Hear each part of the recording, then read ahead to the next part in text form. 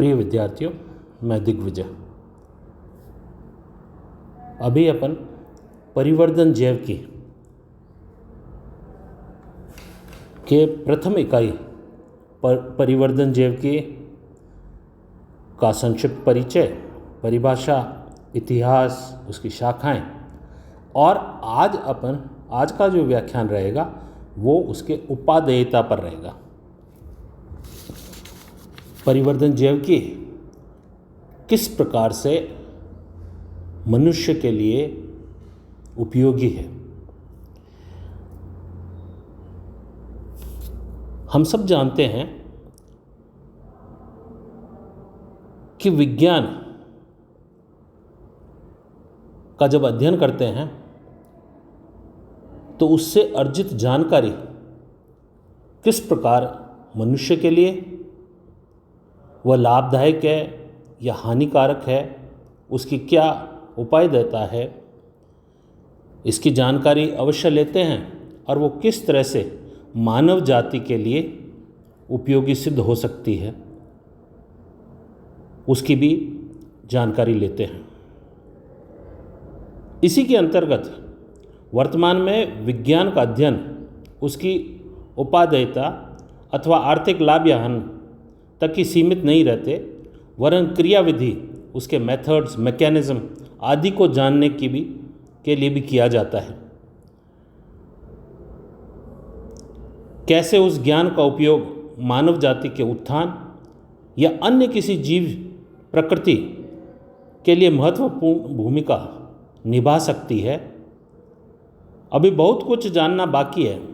फिर भी मोटे मोटे तौर पर निम्न उपयोग में अपन ने विभाजित किया है। सबसे पहली है वेरूपिकी, टेरेटोलॉजी, प्रजनन में, कैंसर में, जरण, एजिंग में, मृत्यु में, कीट नियंत्रण में व जैव प्रौद्योगिकी में इस भ्रूण का क्या महत्व है। विद्यार्थियों, आप जब पुस्तक देखेंगे, पुस्तक में दो शब्द के बीच में आप कंफ्यूज ना हो। कहीं पुस्तकों के अंदर भ्रूण की और कईयों में परिवर्धन जैविकी, डेवलपमेंटल बायोलॉजी लिखा होगा। सामान्यतः अभी तक अपन इसको भ्रूण की एम्ब्रियोलॉजी ही कहते रहे हैं, लेकिन वास्तविक शब्द इसका डेवलपमेंटल बायोलॉजी, परिवर्धन जैविकी है। लेकिन क्योंकि ये उपयोग में ज़्यादा आ रहा है, इसलिए ये किताबों में आपको अधिक देखने को मिलेगा। तो पहला इसका क्या उपयोग हो सकता है, उसमें है वेरूपिकी, टेरेटोलॉजी। लगभग 2 से 3% शिशु जन्मजात दोष लेकर उत्पन्न होते हैं। पूर्व में इसे दैवीय प्रकोप कहा जाता था और समझा जाता था। जब समाज में हम नज़र घुमाते हैं तो हमको इस प्रकार के जन्मजात विकृत शिशुओं का, बालकों का और वयस्कों का देखने को मिलता है। लेकिन जैसे जैसे परिवर्धन जैविकी का विकास हुआ और इसके रहस्य ज्ञात हुए, जिसमें हमने पाया कि भ्रूण वृद्धि के विकास क्रम में वातावरण, औषधि या आनुवांशिक कारणों से, जिन्हें हमने पूर्व में टेरेटोजेंस कहा है, उनके कारण ये जन्मजात दोष उत्पन्न होता है, न कि कोई दैवीय प्रकोप। इसलिए समाज में जो ये शब्द प्रचलित है, आप विज्ञान के विद्यार्थियों से ये अपेक्षा की जाती है कि इस शब्द प्रयोग को, और वो जो जन्मजात विद्यार्थी, जो जन्मजात बच्चे जन्मे हैं, उनको समाज किसी दया की दृष्टि से न देखे। वो भी ईश्वर की ही कृति है, उसमें कोई ना कोई कारण रहे हैं जिसके कारण से उसके विकृति आ गई है। उनको अपन ने दिव्यांग कहा है। इसलिए ये जो हे की भावना है वो आप विद्यार्थियों से अपेक्षा की जाती है कि आप इसको समाज में दूर करेंगे। इसका उदाहरण, पश्चिमी जर्मनी में 1960 के दशक में उल्टी से बचने के लिए प्रेग्नेंट महिलाएं सेडेटिव दवाई के रूप में थैलिडोमाइड लिया करती थी। उस थैलिडोमाइड के कारण जो बच्चे जन्मे, उन बच्चों में या तो हाथ पांव का अभाव था, जिसे एक्टोमीलिया कहते हैं, या बहुत ही कम विकसित व विकृत उपांग पाए गए, जिन्हें फाइकोमेलिया कहा गया। इस दवाई का जब जानकारी पूर्णतः अपने को प्राप्त हो गई, उसके बाद में आज वर्तमान में इस दवाई पर WHO ने रोक लगा दी। इसका चित्र ये आपके सामने है। ये फैकोमेलिया का एक उदाहरण है, जिसके अंदर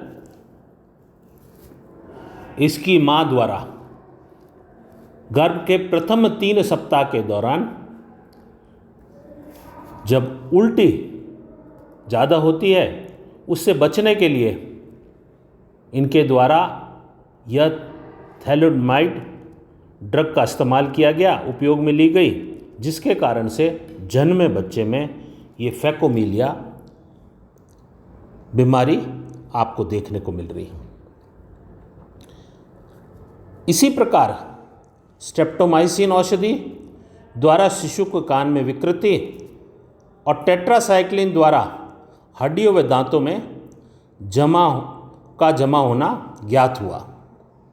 इस युग में टेरेटोजेनेसिस का ज्ञान सबके लिए महत्व का हो गया है, जिसके जानने से मानव निर्मित टेरेटोजेंस जैसे ड्रग्स, विभिन्न प्रकार के रेडिएशंस व वेरियस पॉल्यूटेंट्स, प्रदूषक से बचा जा सकता है। एक स्वस्थ शिशु को जन्म दिया जा सकता है। दूसरा है प्रजनन में किस प्रकार से ये सहायक होती है।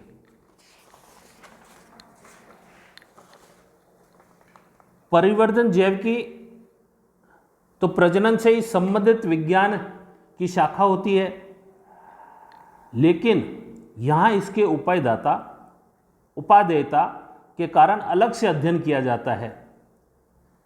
हम समाज में देखते हैं कि कई दंपत्ति संतानविहीन होते हैं। उनको तरह तरह के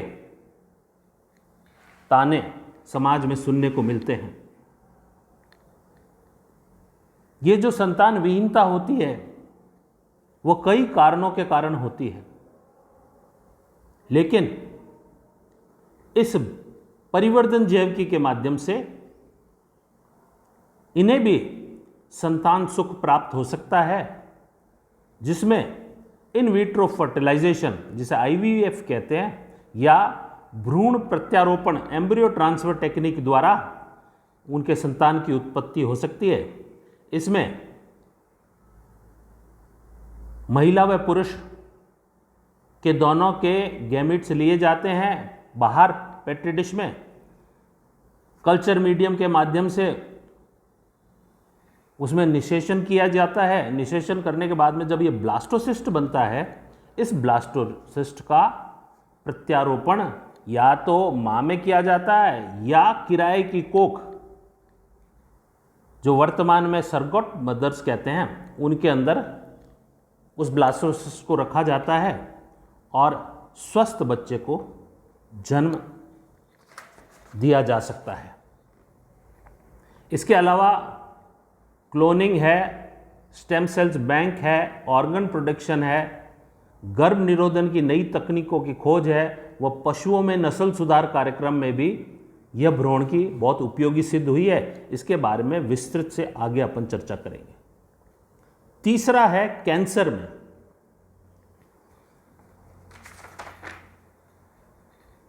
मानव शरीर में पाई जाने वाली विभिन्न कोशिकाओं की विशेषता होती है कि निश्चित समय अवधि बाद उनकी मृत्यु हो जाती है और नई कोशिका उनके स्थान पर जन्म लेती है। जैसे बोन सेल्स 15 से 20 वर्ष में, बाल 2 से 4 वर्ष में, लिवर कोशिकाएं 8 महीने में और किडनी की कोशिकाएं 3 हफ्तों में। वह WBC जो सबसे ज़्यादा कार्य करती हैं उनको मात्र 30 घंटों में अपना जीवन चक्र पूरा करना होता है। मनुष्य में बनने वाली नई कोशिकाएं में और परिपक्व कोशिकाएं जिनको मरने का एक निश्चित क्रम होता है जिसे एप्टोसिस कहते हैं, जब यह क्रम किसी कारण से इस क्रम का अनुशासन टूट जाता है या अवरुद्ध हो जाता है तो ये कोशिकाएं मरती नहीं हैं, इनकी संख्यात्मक वृद्धि होती है या जो इमेच्योर सेल्स है, अपरिपक्व सेल्स है, उनमें कई गुना अधिक कोशिकाओं का बन जाना ही तो कैंसर कहलाता है। अतः कैंसर के कारणों को समझने और उनके उपचार में यह परिवर्धन जैव की बहुत ही उपयोगी सिद्ध हुई है। इसके बाद में है जरण में, जिसे अपन एजिंग कहते हैं। विज्ञान की यह वह शाखा है जिसमें आयु व समय के साथ होने वाले जीवों व कोशिकाओं में परिवर्तन को जरण या काल प्रभावन एजिंग कहा गया है और इसके अध्ययन को जरण शास्त्र यानी जेरनोटोलॉजी कहा गया है। इसको समझने में भ्रूण की बहुत अधिक सहयोगी सिद्ध हुई है। मनुष्य की लाइफस्टाइल, भोजन, मनस्थिति व विभिन्न बीमारियों के कारण इसका कारक माना गया है, लेकिन अब परिवर्धन जैविकी के विकास के साथ ही वैज्ञानिकों ने इसका कारण ज्ञात कर लिया है। तेज गति से विभाजित होने वाली कोशिकाओं में टीलोमर्स पाए जाते हैं।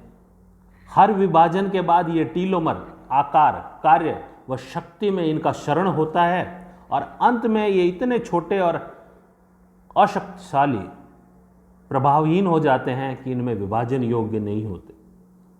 वर्तमान में इन्हीं टीलोमर्स के आकार और शक्ति को बनाए रखने के लिए बहुत अधिक शोध विश्व में चल रहा है। अतः जरण संबंधित जिज्ञासाओं का हल भ्रूणकी में मिलने की संभावना है। उसके बाद में 5वां है मृत्यु। हम सब जानते हैं जो जन्म लेता है उसकी मृत्यु होती है, लेकिन ईश्वर प्रदत्त एक जीवन काल अपने को दिया गया है। अप्राकृतिक मौत उसका एक एक्सेप्शन हो सकता है, लेकिन किस प्रकार से शरीर जो जन्मा है उसमें वो मृत्यु को प्राप्त होता है, उस शाखा को जिसमें इसका अध्ययन किया जाता है उसको थैनेटोलॉजी या कहते हैं और सामान्य अंग्रेजी में इसको डेथ लोर भी कहते हैं। भ्रूणकी में जरण के साथ साथ प्राकृतिक मृत्यु के कारणों का भी खोज किया जा रहा है और विभिन्न शोध इस पर चल रही है। छठा है कीट नियंत्रण, पेस्ट कंट्रोल। कृषि आय में सबसे ज्यादा नुकसान कीट पहुंचाते हैं।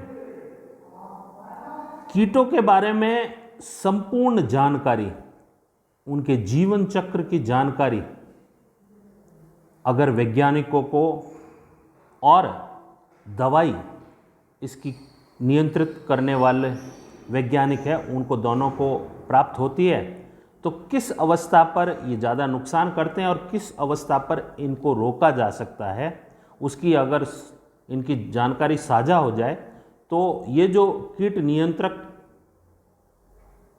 औषधियाँ बनाते हैं उनके द्वारा इनका बहुत सकारात्मक नियंत्रण किया जा सकता है। वो इस भ्रूणकी की मदद के द्वारा ही किया जा सकता है। ये निश्चित रूप से इन कीट नियंत्रण में बहुत उपयोगी सिद्ध हुई है। लेकिन इसके अलावा एक और, जिसे इंटीग्रेटेड पेस्ट मैनेजमेंट कहते हैं, अगर दूसरे कीट के द्वारा ही इनके जीवन चक्र में बनने वाले अंडे, लार्वा, प्यूपा, उनका अगर दूसरे कीट नष्ट कर कर इन हानिकारक कीटकों का नष्ट कर दें तो ये किसान के लिए और मनुष्य जाति के लिए बहुत उपयोगी होगा कि न तो उनको ये किसी प्रकार की पेस्टिसाइड छिड़कनी पड़ेगी और स्वतः ही एक जानवर दूसरे जानवर जो हानिकारक है उसको कंट्रोल करने में किसान के लिए लाभदायक रहेगा। आखिरी, जैव प्रौद्योगिकी इन बायोटेक्नोलॉजी। जीव विज्ञान में अर्जित जानकारियों का उपयोग मनुष्य के स्वास्थ्य व आर्थिक लाभ का अध्ययन जैव प्रौद्योगिकी में किया जाता है। शुरू में अपन ने stem cells bank, organ culture, organ transplant आदि के उपयोग भ्रूणकी का महत्व सिद्ध करती है और आने वाले समय में इनका और अधिक महत्व होने वाला है। हम सब जानते हैं कि वर्तमान में स्टेम सेल्स यह वो अविभेदित कोशिकाएं हैं जिनका अगर बाहर कल्चर मीडियम में उपयोग किया जाए तो आपको जैसी कोशिका बनानी है वो कोशिका बनने की इनमें क्षमता होती है। टोटिपोटेंट सेल्स होते हैं ये। वर्तमान में आजकल जब जन्म होता है, आहार नाल का इसका प्लासेंटा का जो शिशु और माँ के बीच में पाई जाती नाल है उसका एक हिस्सा काट लिया जाता है, उसके अंदर ये स्टेम सेल्स पाए जाते हैं और इनको जिस प्रकार बैंक होता है, स्टेम सेल्स बैंक है, उनमें इनको सुरक्षित रख दिया जाता है। उस बालक में आगे जीवन में कभी भी किसी प्रकार के ऑर्गन की या बीमारी में कोई कोशिका की आवश्यकता होगी तो उसी की आहार नाल की कोशिकाओं का उपयोग कर कर उस बीमारी से निजात पाया जा सकता है। इसी प्रकार से किस ऑर्गन्स, ये विभिन्न अंगों का कल्चर, अंगों का निर्माण लैब के अंदर कर कर किस तरह से प्रत्यारोपित किया जा सकता है मनुष्य के अंदर, आने वाले समय में शोध के साथ इसमें बहुत अधिक विकास होने वाला है और ये अपने लिए बहुत अधिक महत्व की ये भ्रूण की शाखा होने वाली है। विद्यार्थियों, यह पूरा आज अपना परिवर्धन जैविकी का परिचय, उसकी परिभाषा, उसका इतिहास, उसकी शाखाएं और आज उसकी उपादेयता पूर्ण होता है। आप सबसे एक निवेदन कि जो व्हाट्सएप ग्रुप अपन ने बना रखा है उस ग्रुप में आप द्वारा कोई शब्द या मेरा कहा गया वाक्य नहीं समझ में आता है तो आप निश्चित मेरे व्हाट्सएप के द्वारा या मेरे पर्सनल मोबाइल फ़ोन पर आप मेरे से उस जानकारी